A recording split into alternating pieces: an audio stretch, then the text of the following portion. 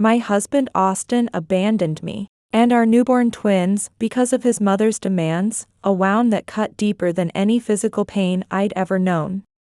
I still remember that morning as clearly as if it were yesterday, when his family's mansion stood like a fortress of cold stone and manicured gardens, much like the icy words his mother would speak. As I later learned, Austin sat in their main living room that day, shrinking under his mother's authoritative voice that had controlled him his entire life. His mother's words were sharp as razors when she told him I wasn't good enough for him, that I never had been. She wielded her words like weapons, telling him I had no lineage, no family name, no position worthy of their dynasty. I know now that Austin loved me then, or perhaps still does, but his mother's shadow loomed larger than any love we shared. She controlled everything, the family fortune, the business, making it crystal clear that her legacy mattered more than her son's happiness. With delicate fingers tracing her fine china teacup, she told him it was all for his own good, that she was protecting their future. She warned him that staying with me would destroy everything they'd built, that I didn't belong in their world. I can picture Austin there, unable to meet his mother's gaze, each of her words crushing him further into submission. He was trapped between two worlds, the life we'd built together, with me as his wife who'd just given birth to his twins, and his world of wealth and power that he couldn't seem to escape. When he whispered, "This isn't fair," his mother merely raised an eyebrow, telling him fairness was a luxury he couldn't afford. She demanded he make a choice, her words falling like a judge's gavel on his shoulders. Standing by their grand window overlooking the garden, she declared I could never give him what he needed, never provide the future he deserved. She insisted that family was all that mattered, that everything else was temporary, including me. I learned later how Austin felt his throat tighten, struggling with the cruel decision before him. The happiness we'd found when we first met seemed like a distant dream at that point. I was different from the women Austin had met in his social circles, and he was captivated by my laughter and my view of the world. When our twins were born, Austin's life seemed perfect, or so he told me later. But that day, everything was about to crumble before our eyes. I remember how Austin slowly stood up in my apartment, his body heavy as if carrying a burden he didn't know how to let go. Before he left his mother's mansion that morning, she had delivered her final blow, telling him that money could buy many things, but not second chances. Those words had pierced his heart, and as he crossed the threshold of her home, they were forever etched in his memory. Hours later, Austin arrived at our modest apartment, where I lived with our newborn twins. It was far from the luxury he was accustomed to, but our home was filled with life and love. When he entered, the first sounds he heard were the soft cries of our twins and my voice trying to soothe them. I noticed his tired smile when he saw me. "Austin," I called out, holding one of our babies, my heart full of joy at his arrival. "We've been waiting for you," I said, still trusting him completely.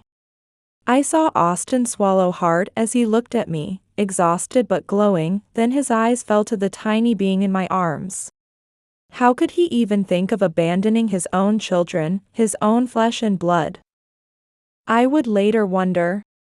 But his mother's words were hanging over him like a dark cloud, though I didn't know it then. While I was happily telling him about the twins' little adventures that day, he was hearing only the echo of his mother's authoritative voice telling him he had to make a choice. Every word I spoke, every smile I gave him seemed to make him shrink, as if he felt unworthy of being there. Finally, unable to bear it anymore, he interrupted my cheerful chatter. "Amanda, we need to talk," he said, his voice heavy with what I now know was guilt. I looked at him with slight worry in my eyes, still trusting, still completely unaware of what was coming.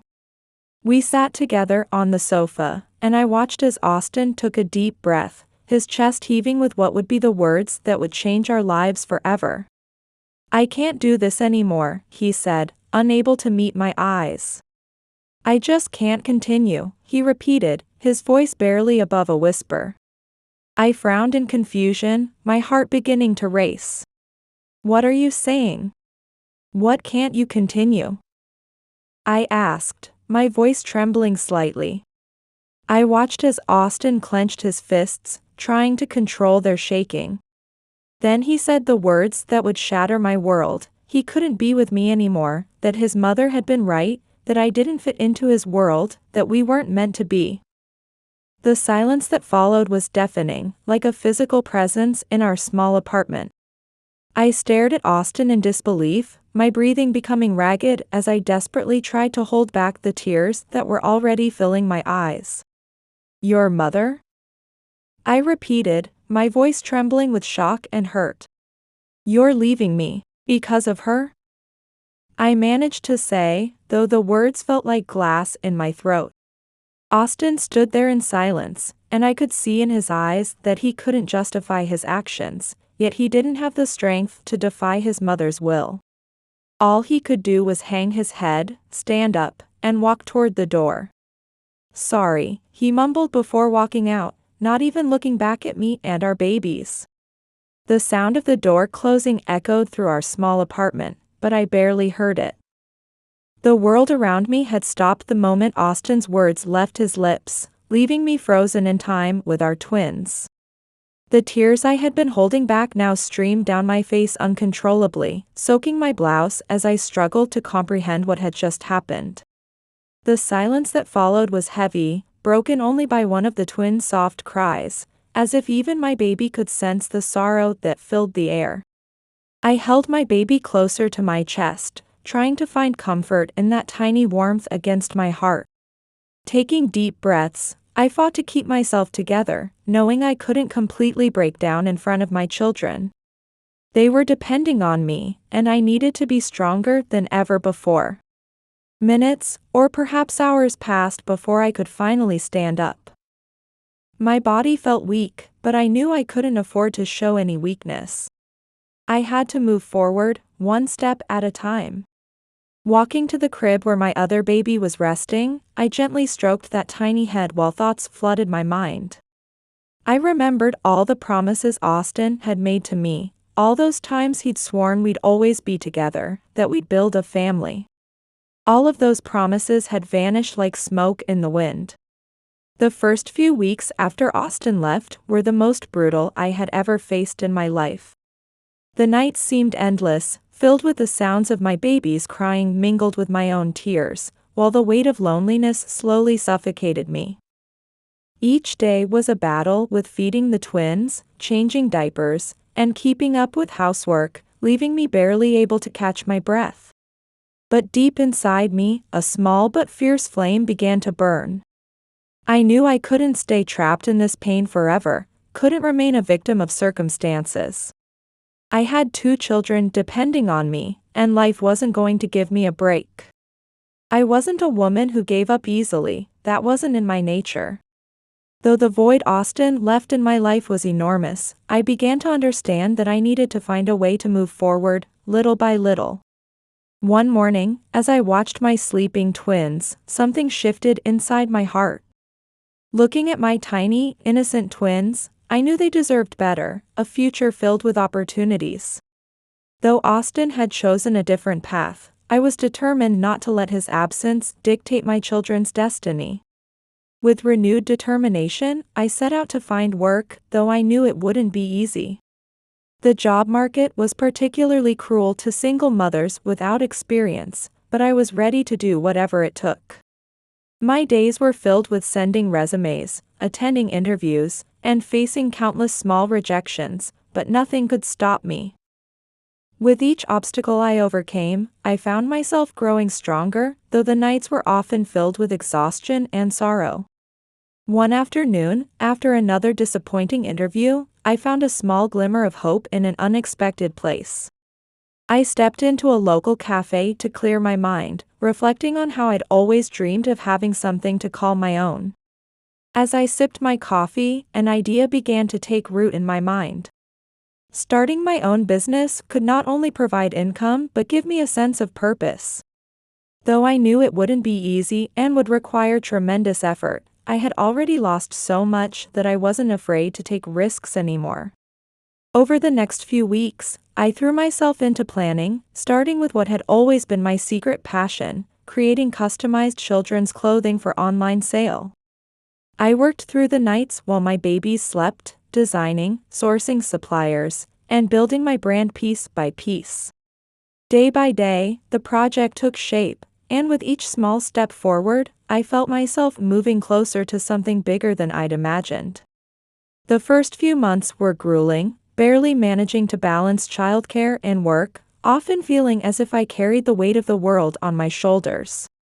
But whenever I felt like giving up, I would look at my twins and remember why I was fighting so hard. They were my strength, my reason to keep moving forward. Slowly but surely, the sacrifices began to pay off. The online shop started gaining popularity, orders increased, and what had started as an impossible dream was becoming a tangible reality. I was no longer just a single mother, I was becoming a successful entrepreneur. I had taken the deepest pain of my life and transformed it into an opportunity to reinvent myself. As the business grew, so did my confidence. Each small success gave me more strength, and what once seemed insurmountable became distant memories. I was no longer the abandoned, broken woman, I had become a powerful mother who could face any challenge life threw at me. Austin's betrayal was no longer the center of my world. My children, my success, and my determination had changed me for the better. Though scars remained within me, each day became proof that I didn't need anyone else to find happiness. That morning, the air felt different, fresher somehow, as if I could sense deep within me that things were changing. The soft whisper of wind through my window kept me company as I sat at my computer in my small study. The twins were still asleep, and I had learned to savor these quiet moments in the house, these peaceful interludes in the whirlwind of daily life. The computer screen before me displayed increasing order numbers. Each order represented a satisfied customer, and every piece of clothing sold was proof that my efforts were bearing fruit. I had named my store, My Little Miracles, in honor of my twins, who had given me new reasons to move forward. The name couldn't have been more fitting, as through them, I discovered strength I never knew I possessed. The business started modestly, but word of mouth quickly brought mothers discovering my store with its unique clothes and customized designs. My Little Miracles gained popularity, with social media doing the rest. I started receiving messages from across the country, words of gratitude, praise, and even photos of smiling babies wearing my creations. Day by day, my dreams were becoming more real. Success didn't come without effort. The dawn after sleepless nights and anxiety-filled evenings, wondering how to complete each order were part of the price. Sometimes when exhaustion wrapped around me, I remembered those first days after Austin left, when everything seemed impossible, and here I was now, moving forward and growing not just as an entrepreneur, but as a mother and as a woman. The doubts, anxieties, and fears that once paralyzed me no longer had a place in my life. With a deep sigh, I closed my eyes for a moment, enjoying the morning silence. I allowed myself to smile, not something that came easily these days, but today I felt I'd earned it. I had worked hard, fought through every adversity, and for the first time in a long while, I could taste success. My children were growing happy and healthy, and I had built something that not only secured their future but filled me with pride. Hours later, as the twins began to wake, their laughter and voices filled the house with joy, reminding me how fortunate I was. As I dressed them and prepared for our day out, I thought about how far we'd come. I wasn't afraid of what lay ahead anymore. I knew that whatever challenges I faced, I could meet them with the confidence of someone who had overcome the worst and emerged victorious. The afternoon came quickly, with an important appointment, an interview with a local magazine that had heard about my business. They were interested in my story, how a single mother had turned an idea into a thriving business. I felt nervous but excited, knowing this was not just a chance to tell my story, but an opportunity to inspire other women who felt trapped as I once did. I chose my outfit carefully. This interview wasn't just an interview, it was testimony to everything I had achieved. Looking in the mirror before leaving, I saw a different woman staring back at me.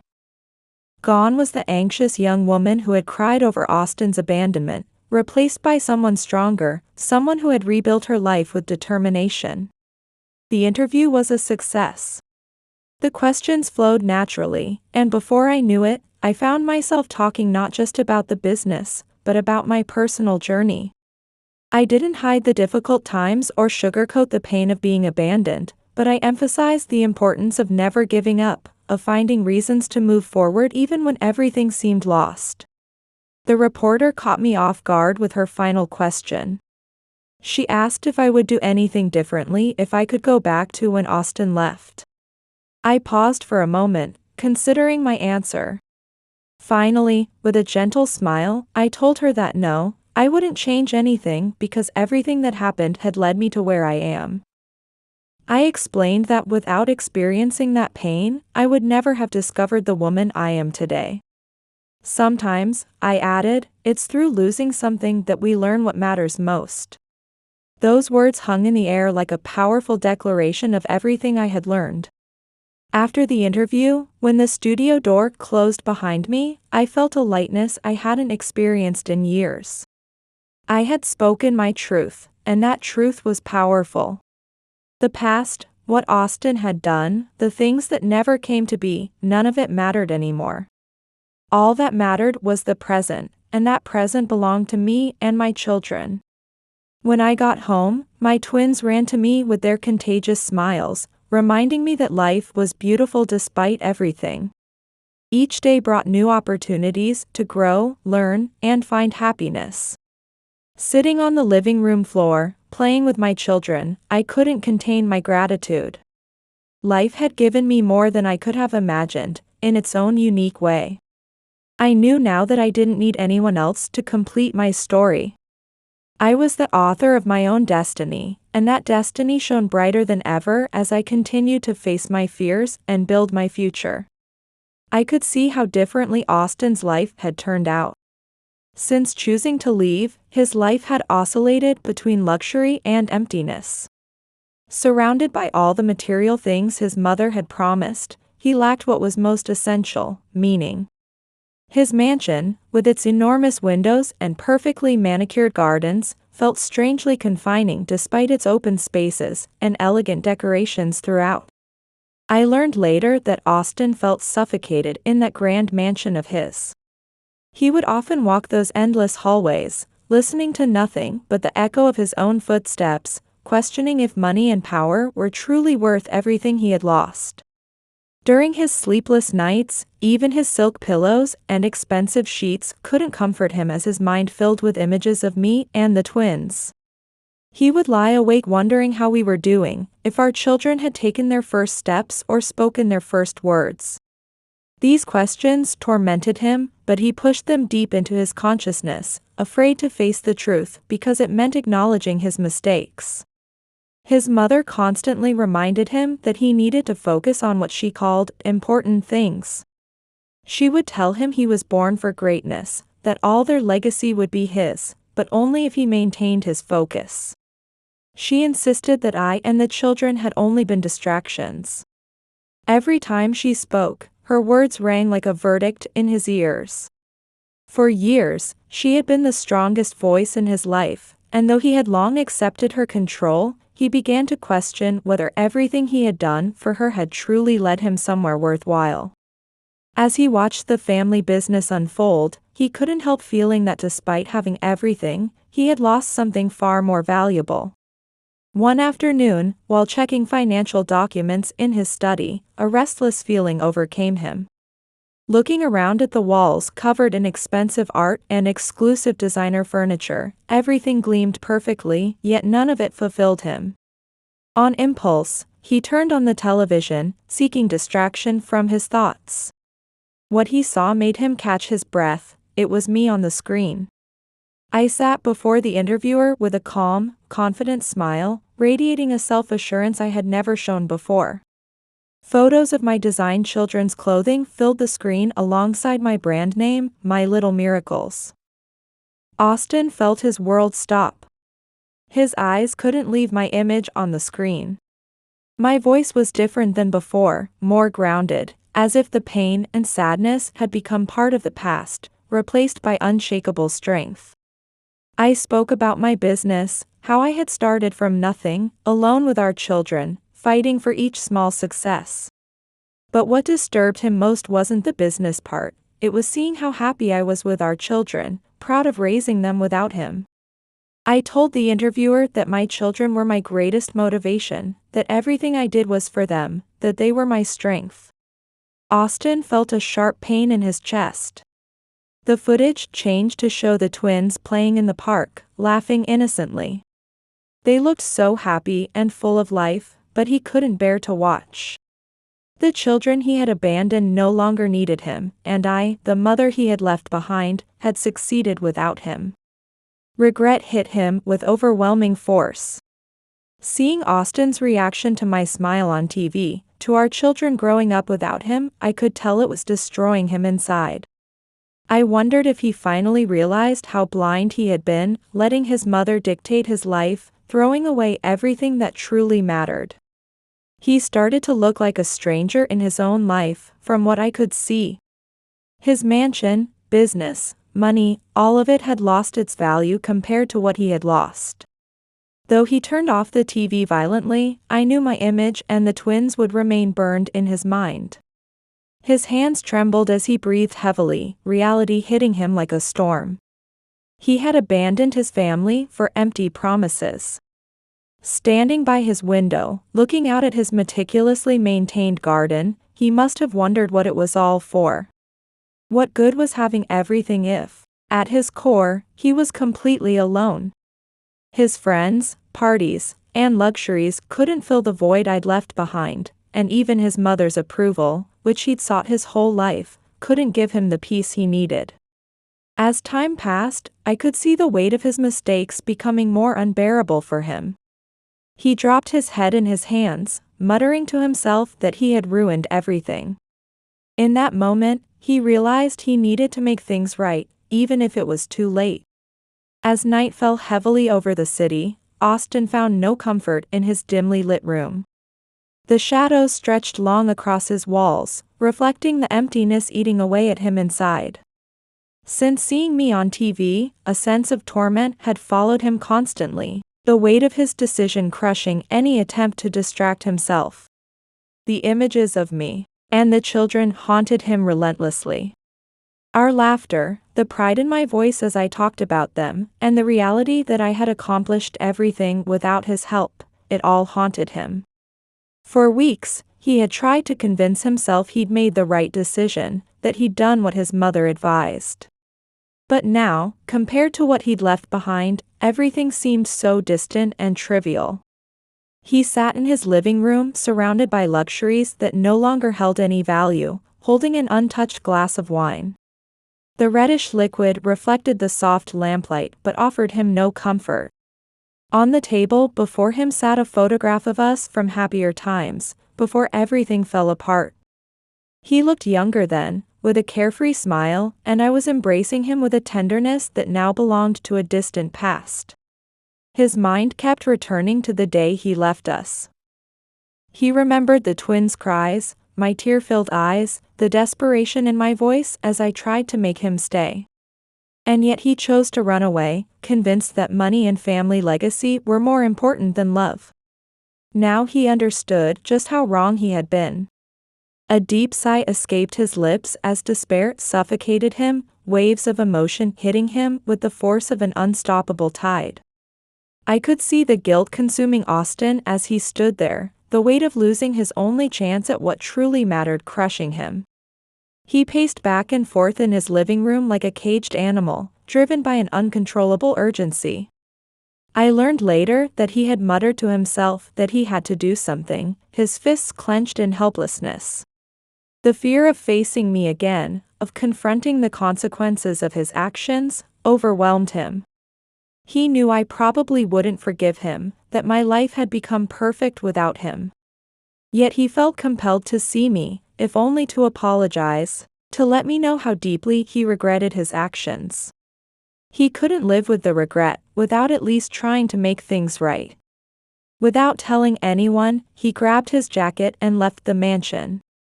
The crisp night air hit his face, clearing the lump in his throat slightly. The drive to my house felt like an endless journey for him. Each mile weighed heavily with doubt, yet simultaneously with determination. As city lights passed by, Austin finally faced the truth. He had abandoned his family for nothing, and the emptiness in his life couldn't be filled with promises of wealth or inheritance. When he arrived in my modest neighborhood, the contrast with his world was stark. The streets were simpler, the buildings humble, but they had a warmth his mansion lacked. He parked in front of my building but couldn't find the courage to step out of his car for several seconds. After everything he'd done, he wondered how he could face me. Finally taking a deep breath, he decided he couldn't keep running anymore. Each step toward my door echoed in his head like a hammer striking. At the entrance, his hand froze before the intercom. For a moment, he considered turning back without pressing it, but he couldn't run away anymore. With his heart pounding, he pressed the intercom. The sound echoed through the building, and those few seconds of waiting felt like an eternity to him. When I finally opened the door and stood before him, my hair was loose with strands falling across my face. But what shocked him most was the expression in my eyes. There was no anger, but also no trace of the love I had once shown him. Instead, what he saw completely disarmed him, my total indifference. When I opened the door, I called out Austin's name in a cold voice. I watched him swallow hard, searching for words. He started to speak, stumbling over my name, but his words caught in his throat. I stood there with my arms crossed, studying him in silence. Finally, I asked him what he was doing here, my tone deliberately distant. I could see the weight of regret deepen in his expression. He had come hoping to find some way of redemption, but looking at me, he realized it was too late. I was no longer the woman he had abandoned. I had changed, grown, and no longer needed him in my life. He finally managed to say, trying to keep his composure, that he had seen my interview. He added that he had seen the children, how happy they looked. I stared at him, my expression unchanged. Yes, was all I said at first. Then I told him we had found our own happiness. I added, my voice steady, that we hadn't needed him for that. The harshness of my words hit him like a slap, but he couldn't blame me. He knew he deserved it. After all, he hadn't just abandoned his family, he had forced us to find the strength to move forward without him. He mumbled, unable to meet my eyes, that he had made a mistake. That he shouldn't have left. I sighed, but kept any trace of sympathy from my eyes. Quietly, I told him I knew. But I reminded him that we couldn't turn back time. I pointed out that he had chosen his path, and we had been forced to move forward without him.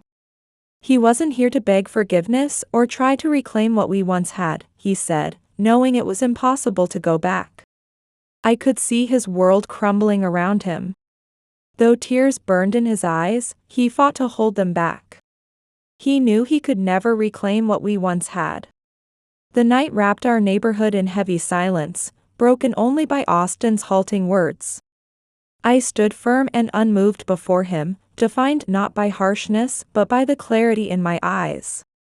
There was no room left for anger or resentment anymore.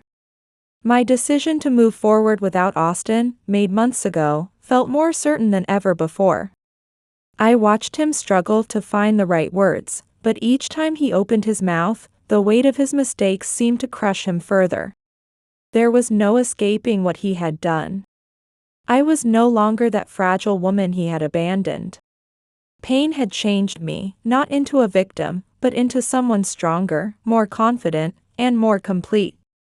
Austin's voice trembled as he spoke my name, forcing out an apology that seemed to crumble from his lips.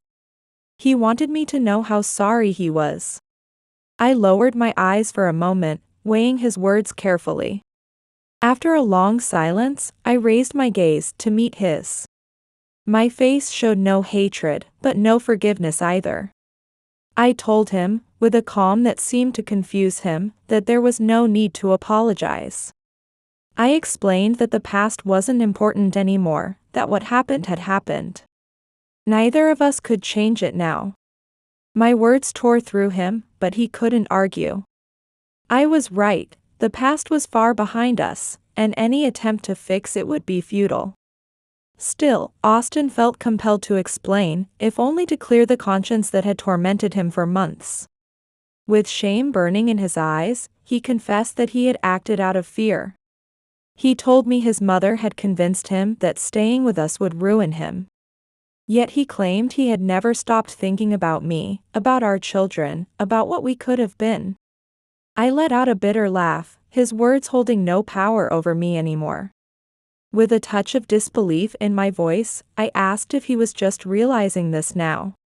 I questioned if he really thought coming here after everything I'd been through, saying it was a mistake, would change anything. I reminded him that he couldn't reclaim the lost time. I told him he couldn't change those nights I spent raising our twins in complete solitude while he enjoyed his luxurious life. I watched as Austin slowly nodded, accepting the harsh truths I threw at him. I watched as Austin's suppressed tears began to roll uncontrollably down his cheeks. In a whisper, he admitted that he understood, but still begged for one more chance. He pleaded to be part of our lives again, promising he could prove he had changed. My eyes softened, not from sympathy, but from a certainty that had been there from the start. I crossed my arms, trying to contain the mix of emotions stirring within me. I knew what Austin was asking was impossible. Even though a part of me might have wanted to give him a chance at redemption, I couldn't allow it. I told him, my voice firm but not cold, that there was no place for him in our lives anymore. I explained that I couldn't trust someone who had abandoned us when we needed him most. I assured him that our children were fine without him. They had learned to be happy without a father figure. I refused to put them in a position where they had to know a stranger who had chosen not to be part of their lives when he had the chance. I saw him catch his breath at the harsh reality of my words. Every second he had spent without us, every decision he had made choosing wealth over family, had led him to this moment of complete loss. His love for me and the children might still have been there, but it meant nothing now. I had rebuilt my life, and he was nothing more than a shadow of the past with no place in my world. He muttered in defeat, asking if there was nothing he could do. I shook my head gently. I explained that it wasn't about what he could or couldn't do, he had made his choice, and we had made ours. The cold night wind began to rise, and I watched him shiver. It wasn't just from the cold, but from the reality falling upon him like an irreversible verdict. He had come hoping to find something, a second chance, a glimmer of hope in the life he had thrown away. Instead, he found only closed doors and roads with no return. I added, more as a final goodbye than a genuine wish, that I hoped he would find what he was looking for. But I made it clear it wouldn't be with us. I watched as Austin absorbed the wave of pain, the deep ache in his chest, but he said nothing more. There were no words that could change what had already happened. I stepped back and slowly closed the door, leaving Austin alone in the darkness. Through the window, I watched him standing there before my closed door, and I could sense everything he once held dear vanishing before him. His mansion, inheritance, and his mother's empty promises, none of it meant anything anymore. Everything truly valuable in his life had slipped away, and he had no one to blame but himself. I saw how each step back to his car seemed heavier than the last. The street lights must have appeared blurred through his tears, and I knew my words were still echoing in his mind. He finally understood there was no going back, that he had lost everything. His loneliness seemed to settle deeper and darker than ever before. His drive back to the mansion must have felt endless. I imagined him driving almost unconsciously, unable to process what had just happened. The harsh reality of our conversation had overwhelmed him, the city lights blurring before his eyes. He had come hoping for a small opening, a chance for redemption, though that might have been naive. But I had been clear, there was no place for him in the life he had abandoned. When he reached his mansion, I could picture the iron gates opening slowly, their weight reflecting the emptiness inside him. That impressive building with its high ceilings and manicured gardens must have greeted him with its imposing presence, though everything it once symbolized for him had vanished. What was once a symbol of power and success now felt cold and empty to him. I could imagine him walking down those wide hallways, past walls decorated with now meaningless family portraits. His mother would be waiting in the main room, as always. She would be sitting on her leather sofa, wine glass in hand, observing with her usual air of superiority. Despite the late hour, she would be perfectly composed, as if her mere presence was enough to control any situation. When he entered, her eyes would fix on him, trying to read his thoughts. She asked him directly where he had been, more from curiosity than accusation. Austin didn't answer immediately. He dropped his keys on the table with a dry sound and sat before her, feeling a weariness that went beyond the physical. He stared at his mother, the woman who had been the pillar of his life, who had always controlled his destiny, wondering how everything had come to this. Finally, he told her in a voice full of resignation that he had been to see me. A flicker of surprise crossed her face, but she quickly resumed her usual demeanor. She asked him, taking a sip of wine, what he had hoped to achieve. She reminded him that I was no longer part of his life. She insisted that leaving me had been the right choice. I could imagine Austin staring at her, feeling waves of frustration building inside him. I later learned that Austin had always accepted his mother's words as absolute truth. But after confronting me that night, he finally realized how empty all those promises of success and power had been.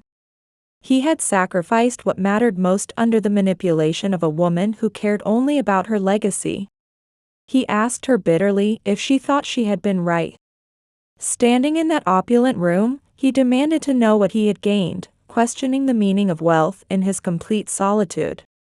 The tension in the air was almost palpable as his question hung between them. His mother shifted uncomfortably, surprised by this sudden rebellion from her usually compliant son, but Austin wasn't finished.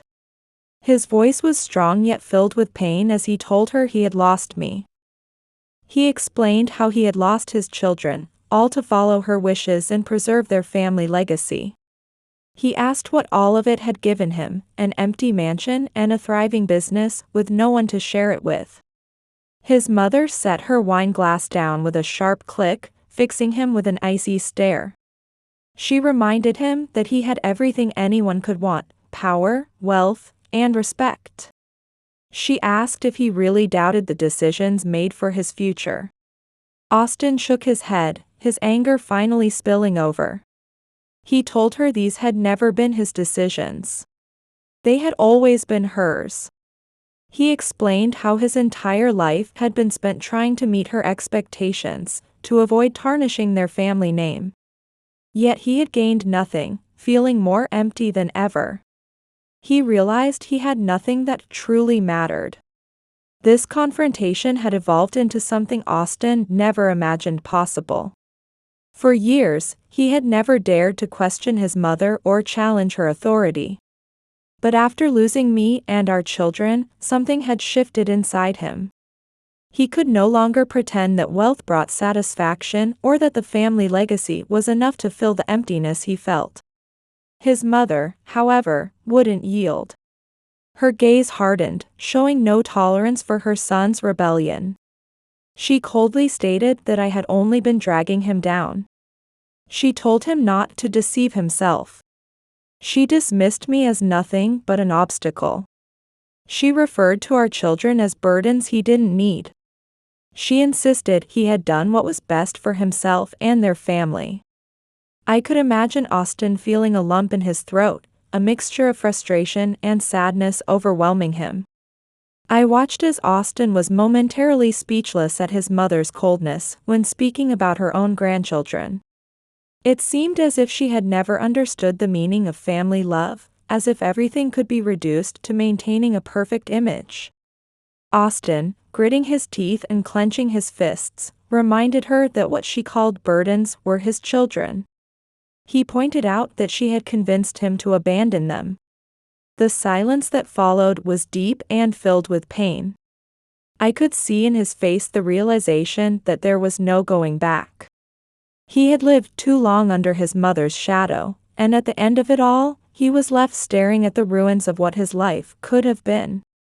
He could no longer ignore the fact that by following her commands, he had lost what truly mattered. I watched as he slowly stood up and looked at his mother one last time. He told her, with determination in his voice, that he was going to leave all of this behind and find his own path. He admitted he didn't know how yet. But he was clear that he wouldn't continue living under these lies. His mother stared at him with a mixture of disbelief and contempt, but Austin had nothing more to say. He turned on his heel and left the room, walking away not just from the conversation, but from a life filled with others' expectations. As he passed through the mansion's doors, I learned later, he felt a mix of relief and fear. He knew facing what he had done wouldn't be easy, that the path to redemption would be long and lonely. But for the first time in years, he had made his own decision. It was a decision made for himself, not for his mother or the inheritance, but from a need to find something real. The cold dawn air hit his face as he stepped into the garden. He looked up at the star-filled sky and took a deep breath. The cost of inheritance had been high, but he was ready to pay whatever it took to rebuild his life. Even if it meant he would never be the same person again. The next morning, sunlight filtered through my curtains, filling my room with warm golden light. The twins played on the living room floor, their laughter filling the air, everything seeming to have found its natural rhythm. It was as if life had settled into a peace that had taken so much work to achieve. I watched them while sipping my coffee. This serenity hadn't always been present in our daily life, but now, after many battles, it had become our reality. Last night's encounter with Austin was still in my mind, not as a burden, but as confirmation that the past no longer controlled me.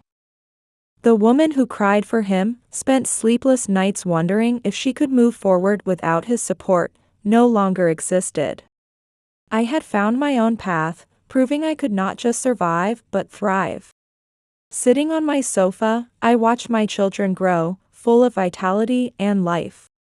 Every day, I taught them something new, and unknowingly, they taught me more about unconditional love.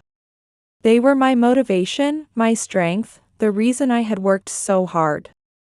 The business I had built, the success I had achieved, it was all for them. My little miracles wasn't just a trademark, it was a testament to the love that kept us moving forward. That morning, I had an important meeting. I had received an offer to expand the store to a new city. What had once seemed like a distant dream when I could barely handle online orders was now reality. My brand was established, and I found myself in a place I couldn't have imagined when I started this small business from my living room. I felt more ready than ever to take the next step. After finishing my coffee, I left the twins with the kind neighbor who had always supported me, and headed to the meeting. Driving down streets I now knew like the back of my hand, my thoughts drifted back to Austin. I felt no bitterness toward him anymore. Time had healed me, and though I couldn't forget the hurt, it no longer ached like it used to. Our conversation the previous night had shown that he too had changed, finally facing the weight of his decisions. But unlike him, I had already chosen my path. And that path didn't include him. I knew I had come too far to turn back, and the life I had built, though not perfect, was mine. I hadn't needed anyone else to complete it. Arriving at the office for the meeting, I felt calm and confident. I knew I was ready for what was coming. As I discussed the future of the brand with investors, something dawned on me. I hadn't just built a successful business, I had created a fulfilling, satisfying life. I was a strong mother who had learned to value her independence, and every challenge I had faced had led me to this moment. The meeting ended with handshakes and satisfied smiles. My Little Miracles was ready to expand, and I was ready for everything that lay ahead. But more than the commercial success, what filled me with pride was knowing my children would grow up seeing me as their role model. They would grow up with an example of determination and courage. There would be no absent figure teaching empty lessons. They would be raised by someone who never gave up, who found a way to turn pain into growth. When I returned home, I was greeted by the sound of my twins' laughter floating through the door. As I entered, a smile spread across my face watching them run around the room with their endless energy. In that moment, I knew I had everything I needed. Nothing else was necessary. I had built a home filled with love, and that was all that truly mattered.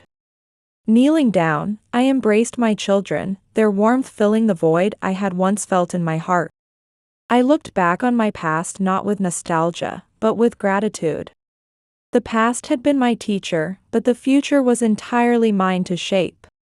As the afternoon faded and the golden light began to dim, I sat on the sofa watching my children play. My eyes shone with the confidence of someone who had found their place in the world. The pain of those first days, the lonely nights, and all the tears I'd shed had become nothing more than distant memories. They were merely shadows of a life I had overcome. The peace I felt wasn't temporary. I had worked for it, earned it, and when I looked at my children, I knew with certainty that the path ahead was bright, filled with opportunities and love. I have achieved everything I dreamed of, and the future is finally mine, ready to be embraced. That's my story of resilience and triumph over adversity. If you enjoyed this story of overcoming adversity, please subscribe to the channel so you can hear more heartwarming stories like this. Please like this video and share in the comments which parts touched you or moved you the most. I would love to hear your thoughts and continue sharing stories that inspire.